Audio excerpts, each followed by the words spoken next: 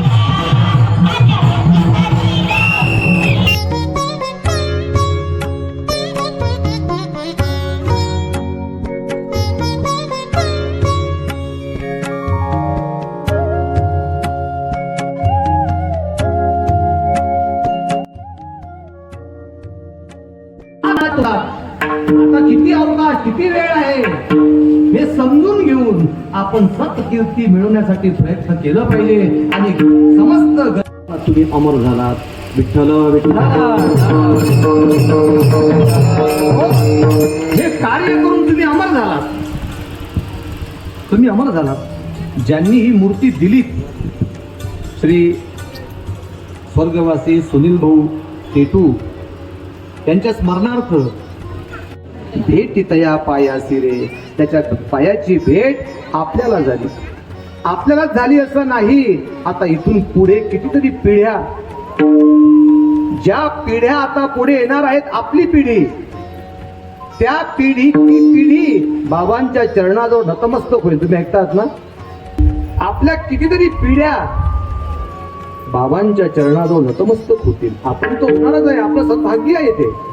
आणि ते ज्यावेळेस नतमस्तक होतील त्यावेळेस ते त्यांच्या डोक्यात चक्र चालेल की आपली पिढी ज्या पिढीनं हे केलं त्याचं किती मोठे उपकार आपल्यावर, किती मोठा ठेवा आपल्याला दिला त्यांनी, तुमचं नाव काढतील. आपण तर चालले जाऊ, राहणार डावी पिढी तिथपर्यंत असा घ्यायचा काय? तुम्ही आज सांगा मला, मी बाबाला आज आशीर्वाद मागून घेतो तेवढा. आज ते सर्व द्यायला तयार आहेत. बरं, आज ते खुश आहेत, आनंदित आहेत. ते कोणाची इच्छा हात वर आहे सर्वांची, पण दाखवणार कोण? हात वर कोण करणार? सर्वांची इच्छा आहे. त्या पिढ्या आठवतील आपल्याला. आणि खऱ्या अर्थानं आज आपण एक कार्य केलं, गजानन बाबांच्या मूर्तीचं एवढं मोठं हे सौंदर्यीकरण या ठिकाणी आणलं. बांधणं मला कुठल्याही प्रकारची काट कसर ठेवली नाही. Adjustment, no adjustment. एरवी परमार्थासाठी माणसं ऍडजस्टमेंट करतात, काहीतरी ऍडजस्टमेंट केलं भागवा भागवी करतात. बरोबर आहे का माझं? बरोबर आहे ना माझं? सर्वांचं अनुमोदन आहे का त्या गोष्टीला? बरोबर आहे की मी पटवून देऊ? सत्यनारायणची पूजा, त्यात आणलेल्या सुपाऱ्या, त्यात आणलेले बदाम, त्यात आणलेले खारका, ते पावर निघून त्या दुर्बीन किती त्या चांगल्या आहेत हे तुम्ही पहा.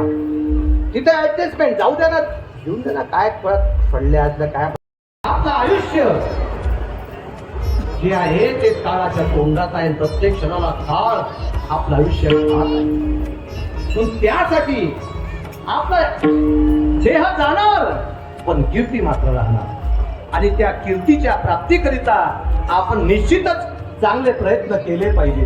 चांगले प्रयत्न केले तर आपली पिढी आणि पिढी दर पिढी आपलं स्मरण ठेवेल. आणि या गणेशपूर वासीय लोकांचं स्मरण आता पुढच्या कितीतरी पिढ्या घेतील, त्या 100 पिढ्या घेतील, 200 पिढ्या घेतील, त्याचा अंदाज नाही सज्जन, अंदाज नाही. कारण तुम्ही कार्य कसं केलं, तुम्ही पुरुषार्थच तेवढा मोठा केला. किती प्रयत्न केले. या मला असं वाटते हनुमान दुसऱ्या वर्षी का तिसऱ्या वर्षी इथला असा हा विचार तिथं माझ्यापर्यंत पोहोचवला. त्यांनी ही मूर्ती दिली आणि फार मोठं त्यांनी काय त्यांना सद्बुद्धी झाली. बाबांनी त्यांना हे मूर्ती दिली की बाबांची इतकी सुंदर मूर्ती त्यांच्या प्रेमातून दिल्या गेली आणि म्हणून त्या मूर्तीला सौंदर्य प्राप्त झालं.